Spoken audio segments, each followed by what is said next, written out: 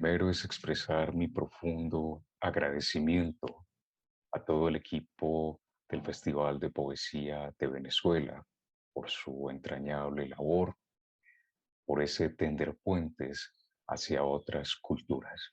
Lo segundo es celebrar y saludar al pueblo venezolano el día de hoy. Bien, voy a leer algunos poemas. Ninguno de ellos lleva título, de manera que voy a hacer una breve pausa entre cada uno de ellos.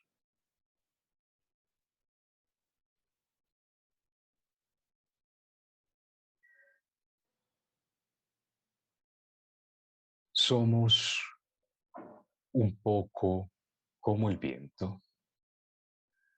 Anónimos tratamos de chocar con algo que nos haga sonar.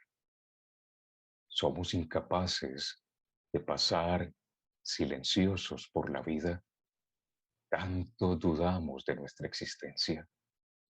Nosotros mismos que producimos sonidos, tratamos de que todo suene a nosotros. Buscamos una puerta, una ventana, un móvil, algún ser que delate nuestra presencia. El tiempo roe las cosas, pero más que roer, las desgasta de forma imperceptible, casi amable si quisiéramos mentir. Tiene la paciencia de un artesano que debe curvar un trozo de madera. Un artesano no siempre hábil, algunas veces torpe, es un obrero incansable por antonomasia. Solo tres cosas no dejan de trabajar mientras vivimos: el cerebro, el corazón y el tiempo que no sabe lo que hace.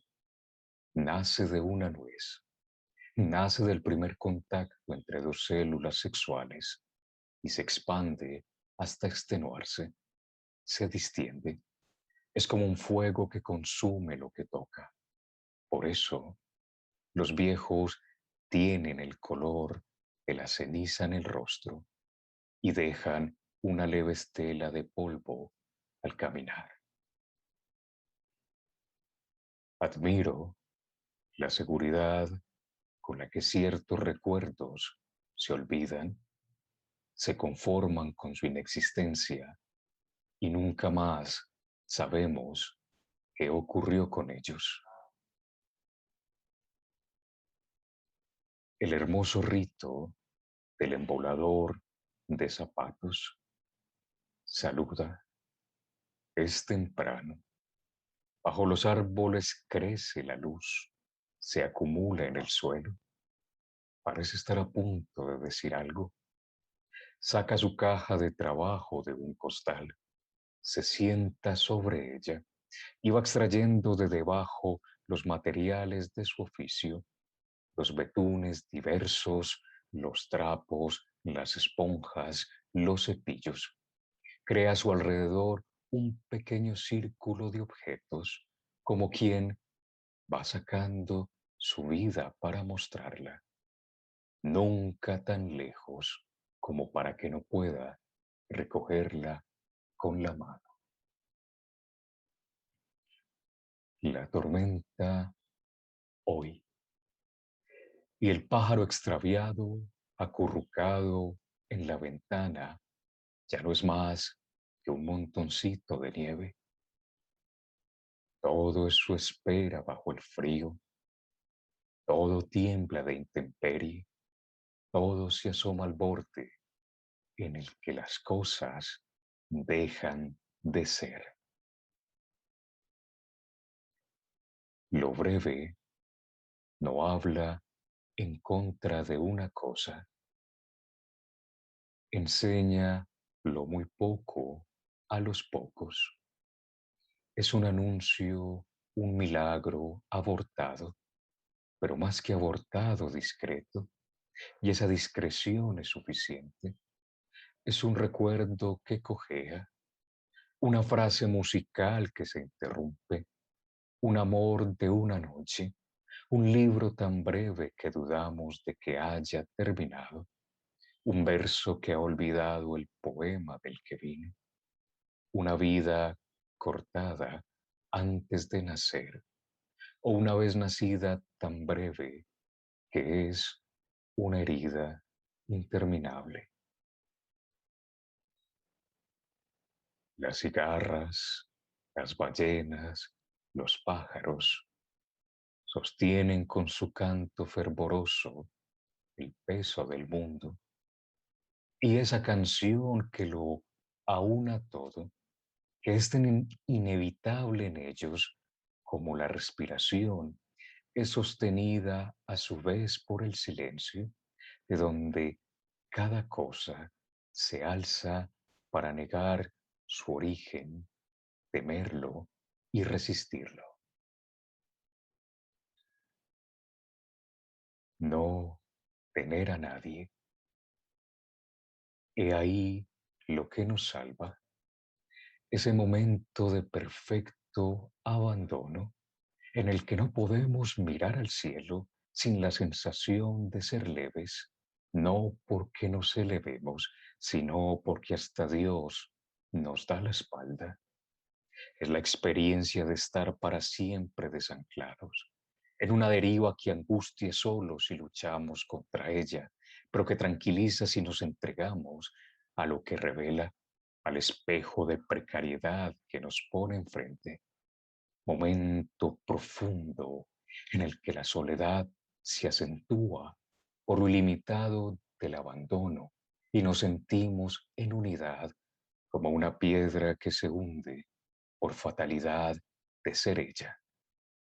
Quizás nunca habrá otro momento de conciencia tan pleno y desesperado de lo que somos, en el que somos como cuando todo parece desmoronarse. De ahí emana su consuelo. Toda mi vida no he hecho otra cosa que acompañar soledades. En primer lugar, la mía, luego la de los libros, esos objetos separados que no saben que están solos y que nos hacen sufrir. Después, la de los animales que la experimentan como una sensación de inquietud en el cuerpo. Por último, la de la gente que se acerca por un breve espacio de tiempo para mostrarme la suya, que es tímida y que aparece en sus gestos, su silencio, su fatiga o en las palabras piadosas con las que tratan de mentir su propia vida. ¿De qué estamos hechos? De antigua soledad y de un poco de sombra, también de una antigua espera, por cierto. ¿Espera de qué? De los días a venir, de los rostros que aún carecen de forma. A medida que se acercan, adivinamos apenas sus contornos. Tratamos de enfocarlos. El futuro es incierto aun si lo esperamos con un alto grado de fiabilidad.